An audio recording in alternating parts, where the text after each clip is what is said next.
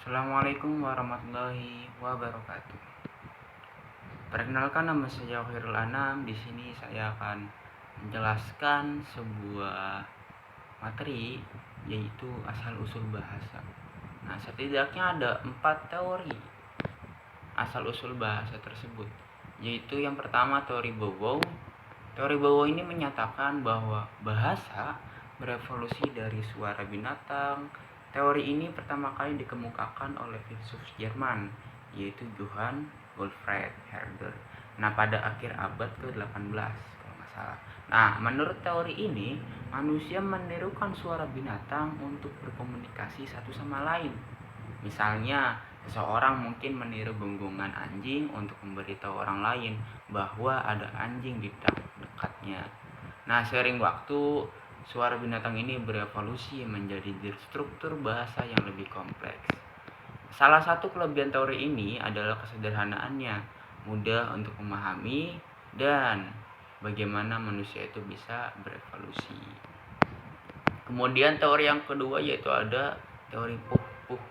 Nah, teori Puh-Puh ini menyatakan bahwa bahasa berevolusi dari vokalisasi yang tidak disengaja, seperti tangisan, desahan, dan rintihan.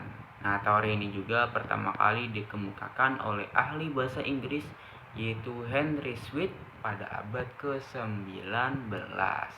Nah, menurut teori ini, manusia purba menggunakan vokalisasi ini untuk mengekspresikan emosi atau niat mereka sebelum mereka mengembangkan bahasa canggih dengan kata-kata.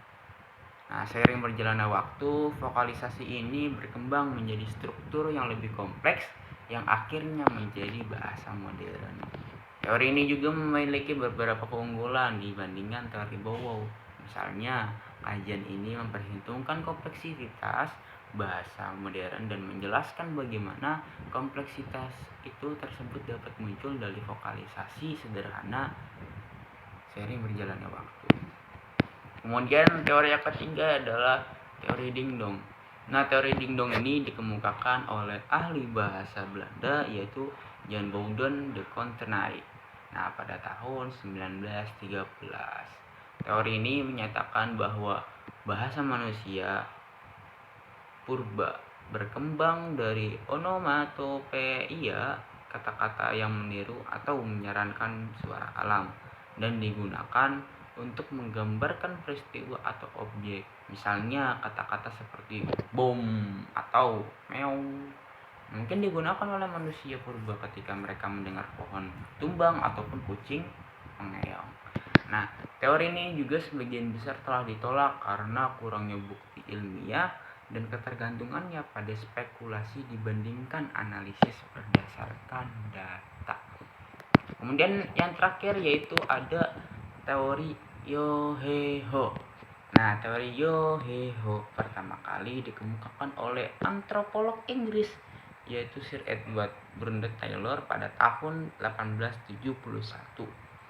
Menurut teori ini, bahasa manusia purba berkembang dari seruan yang digunakan selama tugas-tugas kerja manual seperti mendayung perahu ataupun mengangkat kayu gelondongan.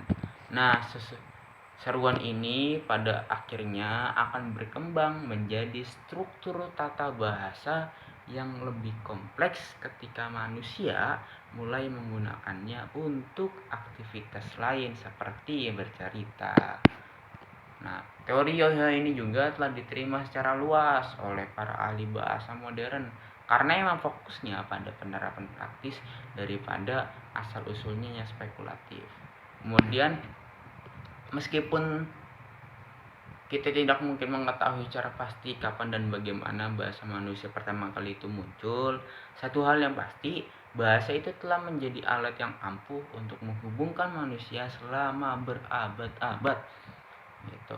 Nah, melalui pola migrasi dan jalur perdagangan, peradaban telah bertumbuh bersama meskipun ada perbedaan dalam gaya bicara dan tulisan.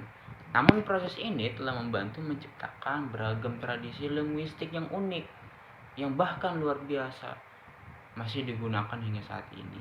Nah, dan linguistik bahasa pun ya digunakan oleh jutaan orang di seluruh dunia, baik Anda berbicara dengan dialek lokal atau belajar bahasa asing untuk tujuan berbisnis.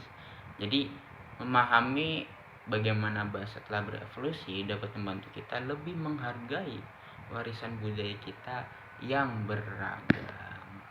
Jadi begitu asal usulnya bahasa. Gitu. Meskipun memang tidak ada yang memastikan teori ini yang benar, namun ini hanya sebagai kita wawasan kita untuk lebih mengetahui beragam-ragam asal usul bahasa. Baik, terima kasih. Mohon maaf apabila ada kesalahan. Assalamualaikum warahmatullahi wabarakatuh. Terima kasih.